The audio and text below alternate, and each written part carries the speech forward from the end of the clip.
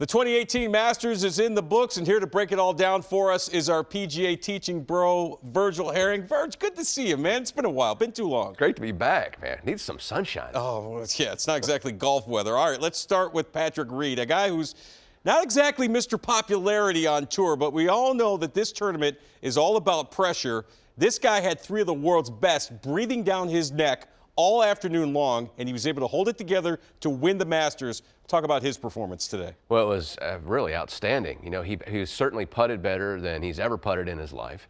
He came into the week hitting the ball, according to him, better than he's ever hit it. So you'd think that if you putt well and you drive it well, he's got a chance to win. He made clutch putt after clutch putt after clutch putt, and he followed up any mistake that he made with a huge birdie putt. So at the end of the day, he's the most deserving champion that we have this week, and hats off to him. Meantime, maybe the story of the day on Sunday, Jordan Spieth. Began the day 9 shots off the lead, but he was absolutely on fire. Shoots an 8 under for the day. What a show he put on today at Augusta.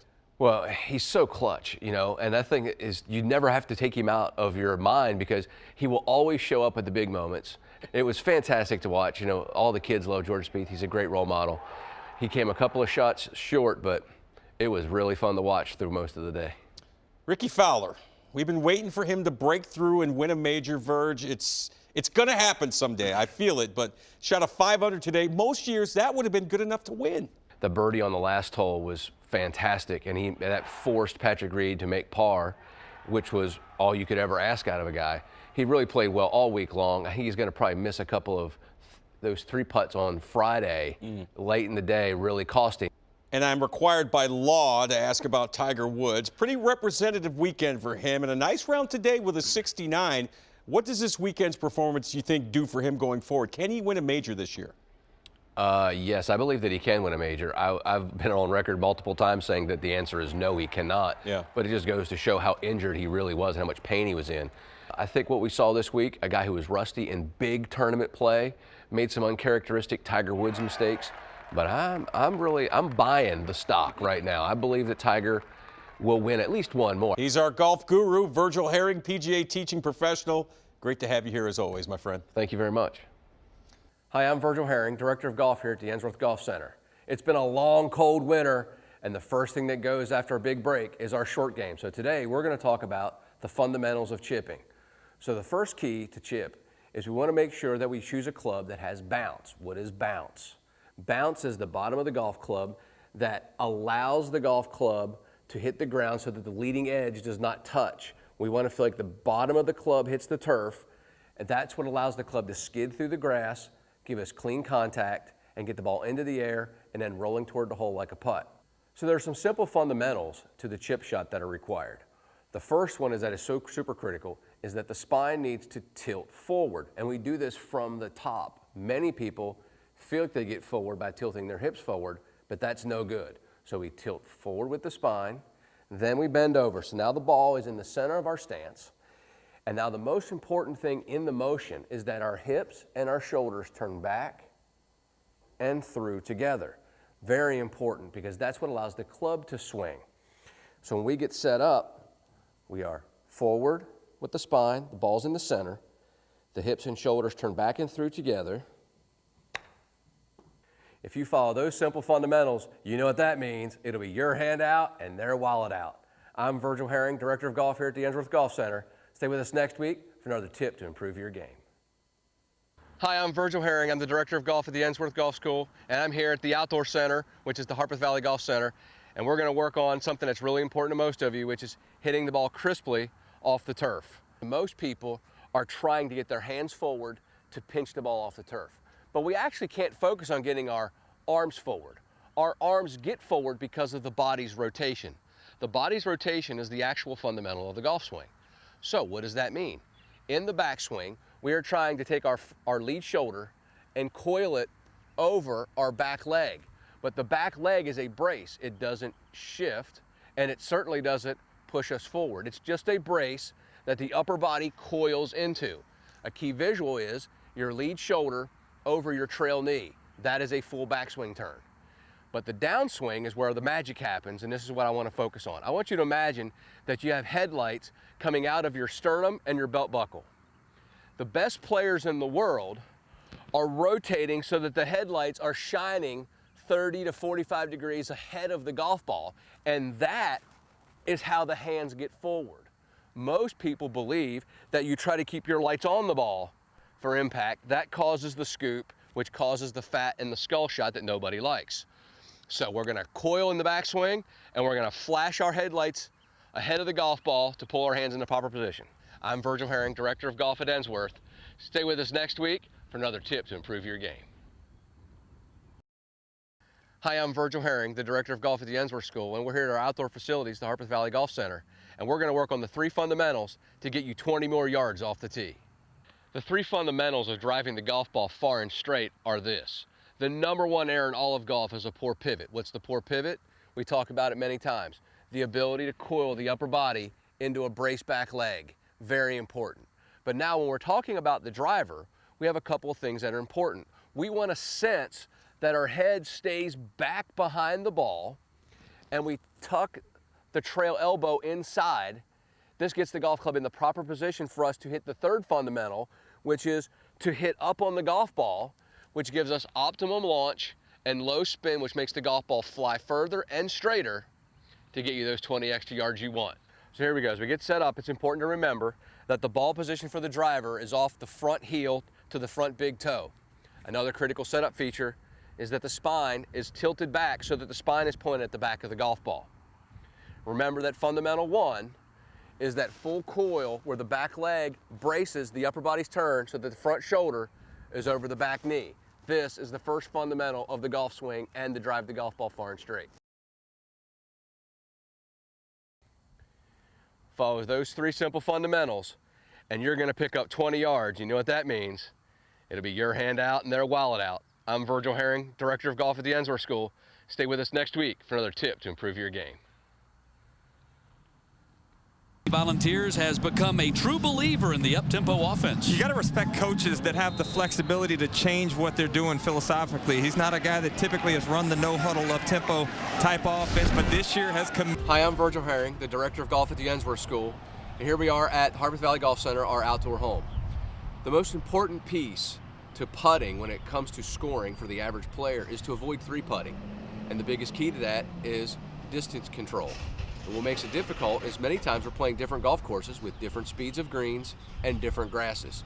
So I'm going to show you a drill that Jordan Spieth does before he plays every tournament that gets his speed right and allows him to dominate the PGA Tour. So this is how we set up our drill. When we get to the putting green, we're looking for 2 holes that are separated by about 30 feet that are definitely going uphill and downhill from each other.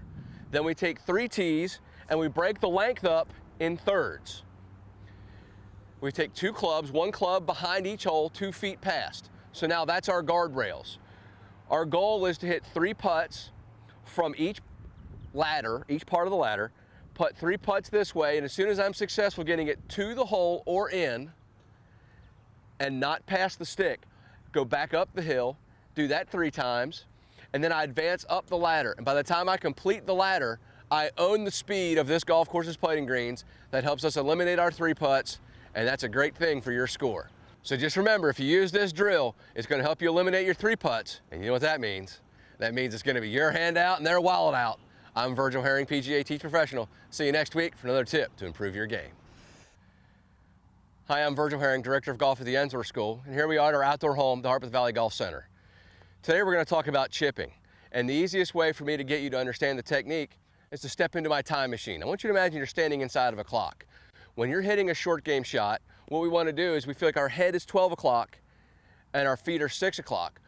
When we make our swing, we want to feel like it's a 4-hour golf swing. So we take it back to 4 o'clock with our hands, and we come through to 8 o'clock with our hands. There is one added variable, which is sometimes we're going down the hill and sometimes we're coming up the hill. So I have 2 shots, the same distance, one going straight down the hill and one going straight up the hill. What does that mean? So this shot, the downhill shot, I'm choosing my lob wedge. So here we are coming back up the hill. I've now selected my 50-degree gap wedge, but I'm still going with the same technique, which is 2 hours back and 2 hours through. So I'm tilted forward, turn slightly open, bend down, kind of like tick-tock.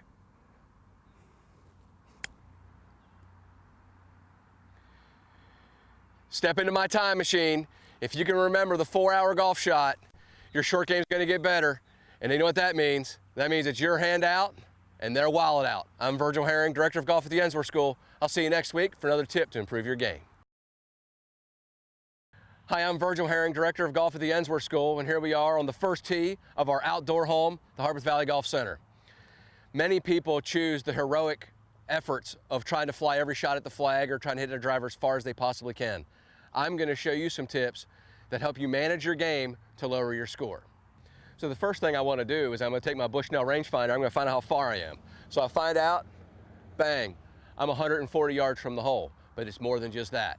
I've now selected an easy 8-iron, but what we have here is some trouble. I have water to the left, and I have out of bounds to the right. But what we really want to understand is where is below the hole. We want gravity to be our friend.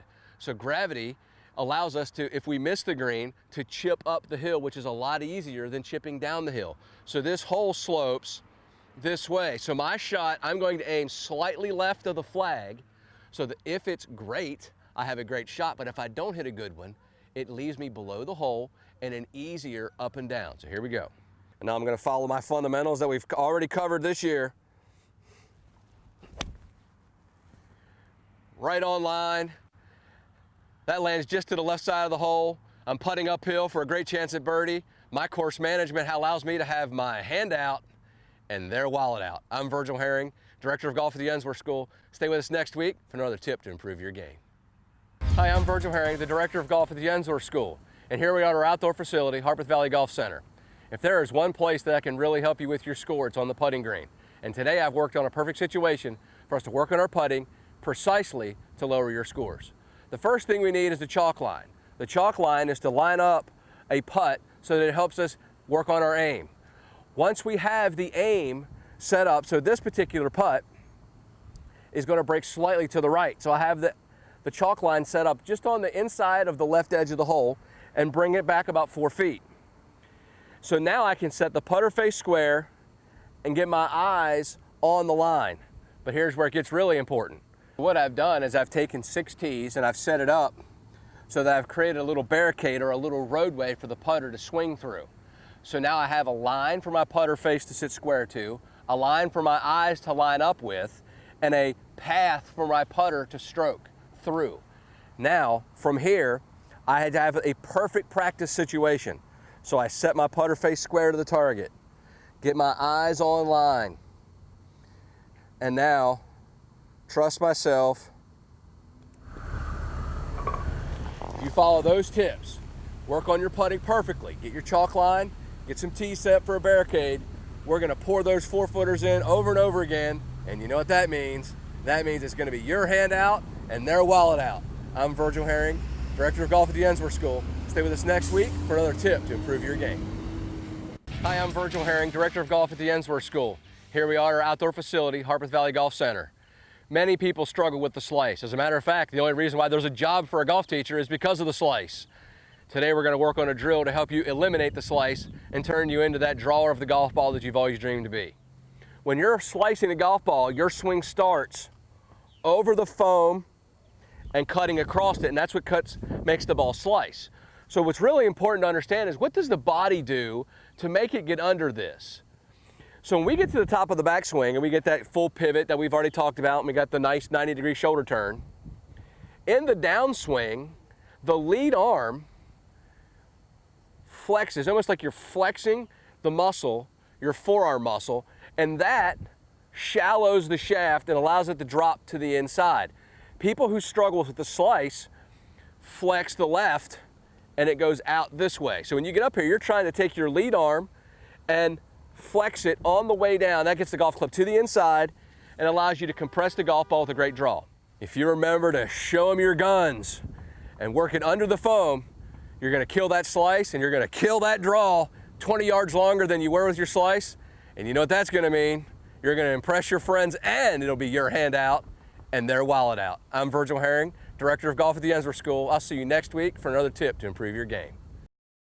Hi, I'm Virgil Herring, the Director of Golf at the Ensworth School, and here we are at our outdoor facility, the Harpeth Valley Golf Center. One of the most frequently asked questions I get is, how do I curve the ball on purpose toward my target? Simple as this. If we imagine that these two sticks are our alignment tools, if we're going to try to hit a fade, we're going to be swinging on a path that goes outside the line, back inside the line. And if we're going to hit a draw, like the yellow stick, the path is going to go inside the line to outside the line. But the most important thing to understand is, what is the face doing? The face is always halfway between where the ball starts and where the ball ends up. So I'm going to try to hit a draw. My target is this 150-yard sign. I'm going to start it on purpose, like I'm going to curve it around a tree at the sign to the left. So my body is lined up at that sign. I'm going to turn the club face halfway between my target line and the destination. And now I'm going to trust myself that the club face is going to be closed appropriately, and I should be able to hit a draw right around the tree to my target. Excellent. So remember, set yourself up to the target line, aim the club face halfway between the target line and the target, and you will have a shot that curves on purpose close to the hole. And you know what that means? That means it's going to be your hand out and their wallet out. I'm Virgil Herring. Stick with us next week for another tip to improve your game.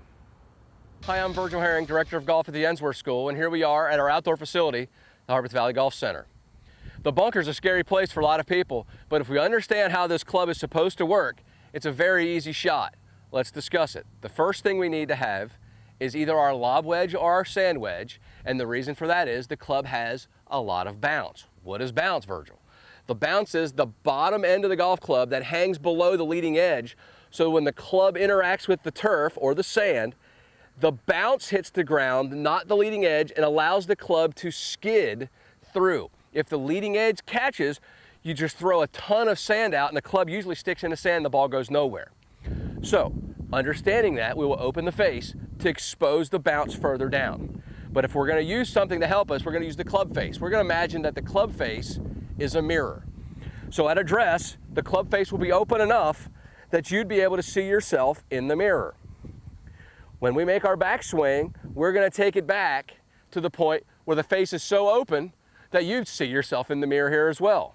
As we return the ball into the sand, you will be able to see yourself in the mirror, and as you come through, your hands will release the golf club so much so that you can see yourself in the mirror right here. It never looks so pretty in the mirror. I'm Virgil Herring, PGA teacher professional. Stay with us next week for another tip to improve your game.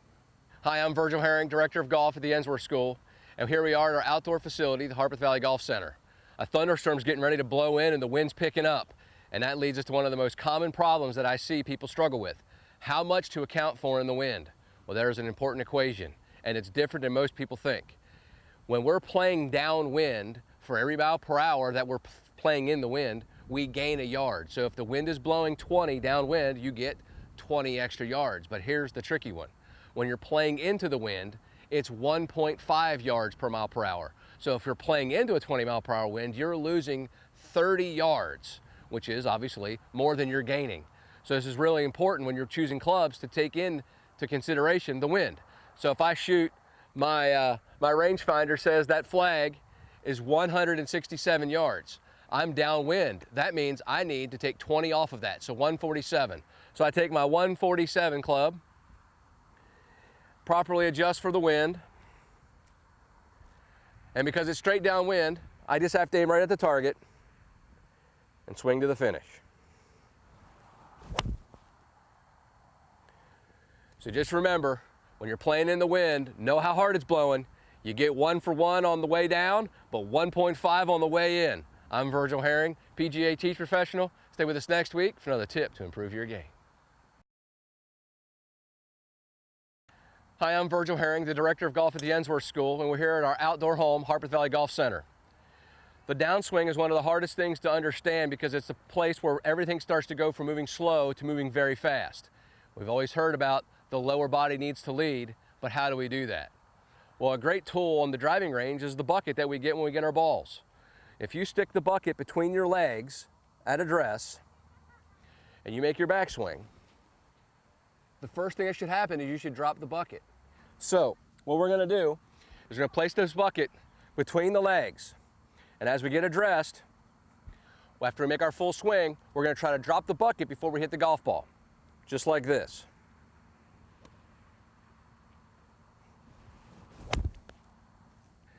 So that's how it works. Bucket falls out, ball gets close to the hole, my hand goes out, their wallet goes out. That's how it works. I'm Virgil Herring, PGA Teach Professional. Stay with us next week for another tip to improve your game. Hi, I'm Virgil Herring, Director of Golf at the Ensworth School, and here we are at our outdoor home, the Harpeth Valley Golf Center. Many people get confused about what it takes to hit the ball higher or lower compared to their standard ball flight. So let's talk about how we're going to do that. Most people would love to hit the ball high. So when we're talking about hitting the ball higher, and if our normal ball position is just slightly ahead of center with a 7-iron, we're going to hit the golf ball with our hands here. If we need to hit it higher, we move the ball slightly forward, and as we're coming through the shot, we will sense that our hips extend upward more, and our hands are pulling up the hand path faster and more violent than they normally would. So if I'm going to hit it higher, I get my normal setup, move the ball slightly forward, and from here I'm going to extend my hips and pull the club up to the finish. Way higher. So just remember, when you're trying to hit the ball high, you're going to feel your body extend the hips higher, and you're going to pull the hands up to get that ball up into the air. I'm Virgil Herring, PGA Teach Professional. Stay with us next week for another tip to improve your game. Hi, I'm Virgil Herring, Director of Golf at the Ensworth School, and here we are at our outdoor home, Harpeth Valley Golf Center. Many people are always concerned about controlling their ball flight. Last week we talked about hitting it high. Today we're going to talk about hitting it low. What do we do to hit it low? Well, if our normal ball position is just slightly ahead of center, we want to hit the ball lower, we're going to move the ball back in our stance, just slightly, not a ton. But to do that, then we will be, to square the face, we will have to de-loft it. So now we've slightly de-lofted the head, the ball's slightly back. Now, one of my favorite thoughts is swing easy when it's breezy. So if we're going to try to keep the ball down, let's just take one more club than we think we need, swing easier, and keep the ball down. So with the ball back, I'm going to feel like I'm soft, maybe 70% of my energy, but relaxed in my hands and my arms. And I want to finish as low as I want the ball to fly. So if I'm going to take off and try to hit it half flight, I'm going to try to finish half, 2/3, 3/4, but I won't be finishing full on this shot. So again, set up, ball just a little behind center. The club face is slightly closed to square the face in the back. And now I'm going to hit a half flight shot. So if you remember those key tips to keep the ball down, when you're playing in the wind, that's going to mean it's going to be your hand out and their wallet out. I'm Virgil Herring, PGA Teach Professional. Stay with us next week for another tip to improve your game.